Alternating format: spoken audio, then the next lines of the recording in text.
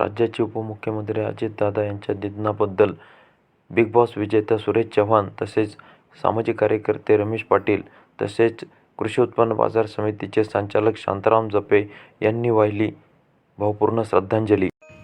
नमस्कार. जय महाराष्ट्र. आज माझ्या दुःखाचा डोंगर पसरलाय, कारण आज माझा दिवस लय घाण गेलाय.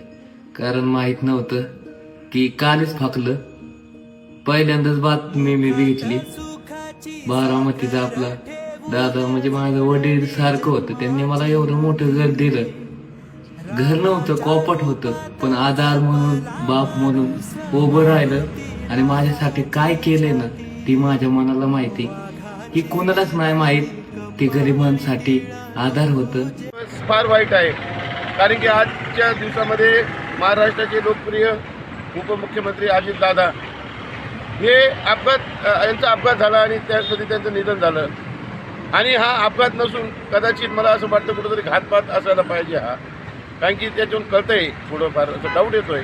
तरी सर्व लोकांनी आपली काळजी घ्यावा. एकनाथ शिंदे साहेबांनी आपली स्वतःची काळजी घ्यावी आणि माझं असं म्हणणं आहे की याची सखोल चौकशी करून करावी ही नम्र विनंती.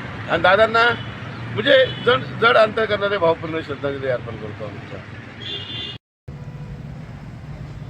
आज दिनांक 28/1/2026 रोजी सकाळी 8:45 वाजता आम्ही गावातील सर्व कार्यकर्त्यांनी ज्यावेळेस माननीय उपमुख्यमंत्री माननीय अजितदादा पवार यांचं विमान दुर्घटनेमध्ये दुःखद निधन झालं ही बातमी कळताच सर्व आमच्या गावात शोककळा पसरली.